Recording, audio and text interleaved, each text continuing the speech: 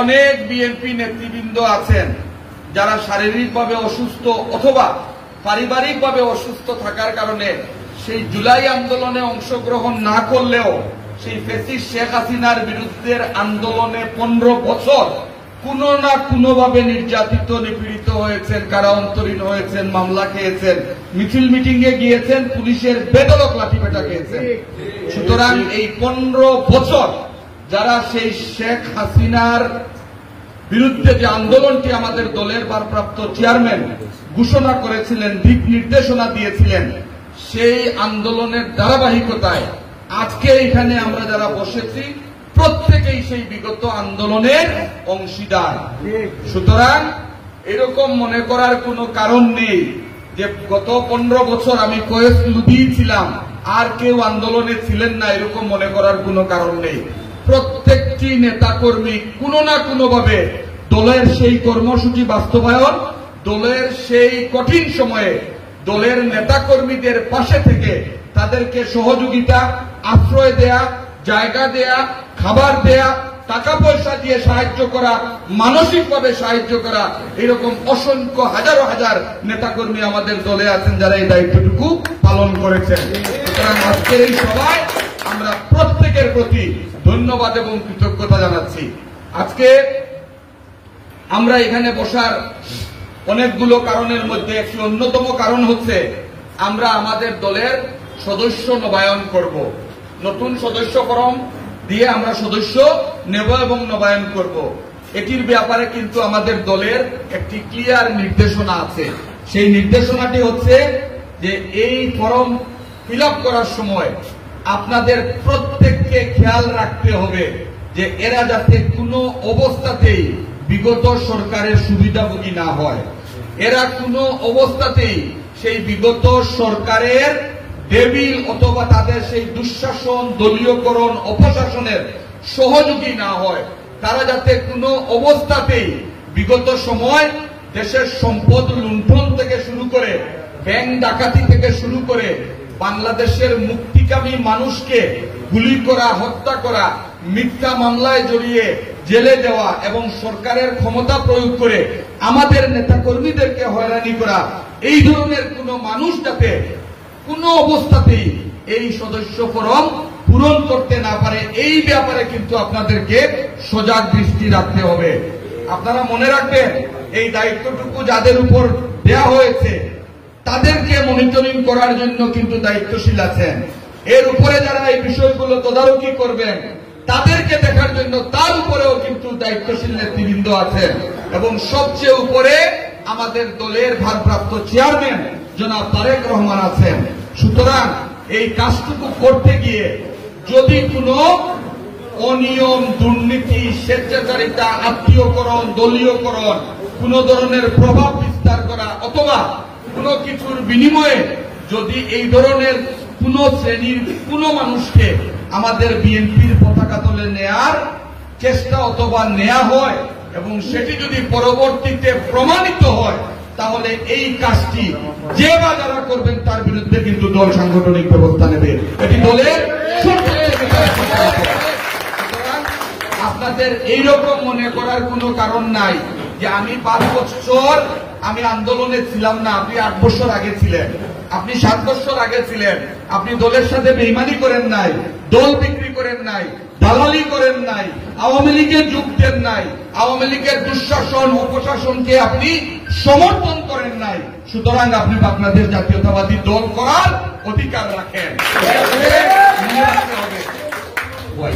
সুতরাং আমার অনুরোধ থাকবে, আহ্বান থাকবে, যেহেতু আমি একটা দায়িত্ব নিয়ে আপনাদেরকে এই কথাগুলো বলছি, আপনারা যেহেতু বাংলাদেশ জাতীয়তাবাদী দলের বিভিন্ন পর্যায়ের নেতৃবৃন্দ, এখানে আপনারা প্রত্যেকেই নেতা, কমিটিতে যারা আছেন আপনারা প্রত্যেকেই কিন্তু নেতা।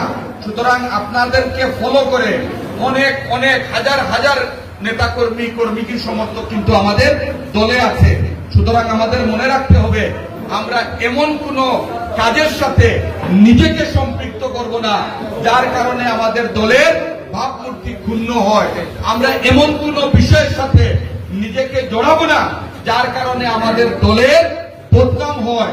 আমরা এমন কোন কর্মকাণ্ডকে উৎসাহিত করব না যে কারণে আমাদের দল অথবা দলের নেতাকর্মীদের মাথা নোয়াতে হয়। সুতরাং এটি কিন্তু আপনাদেরকে মনে রাখতে হবে।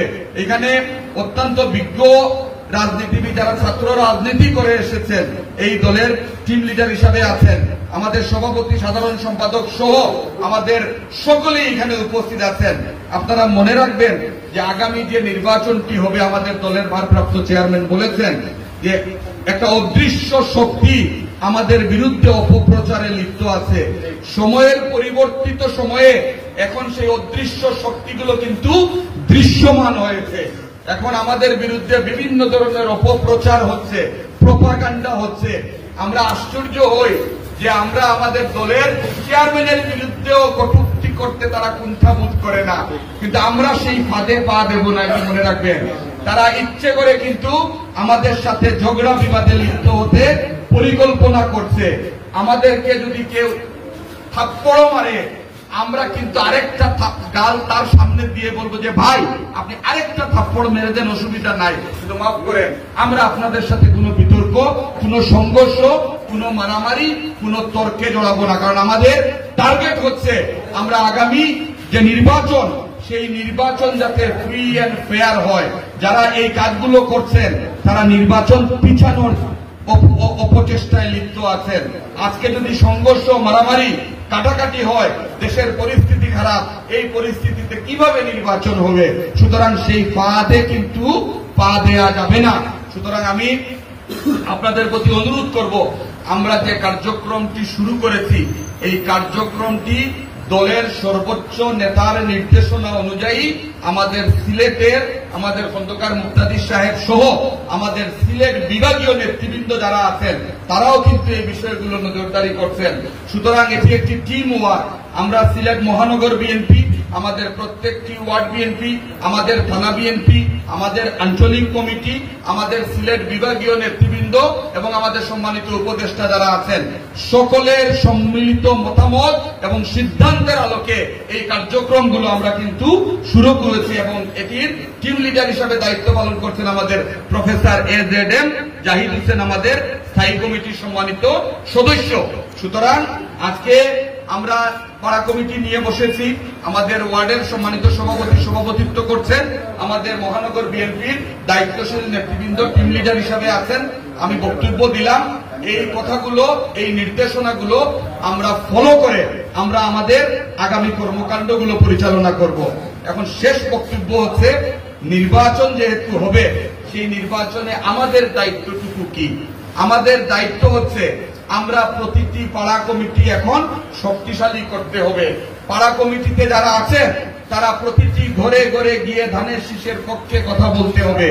আমরা পাড়া কমিটিতে যারা দায়িত্বশীল আছেন, এখন তো ধরেন একটা দুঃসময় পার করে আমরা এসেছি, এখন আমাদের সেই পুলিশি হয়রানি অথবা সেই প্রতিপক্ষ আমাদের নাই।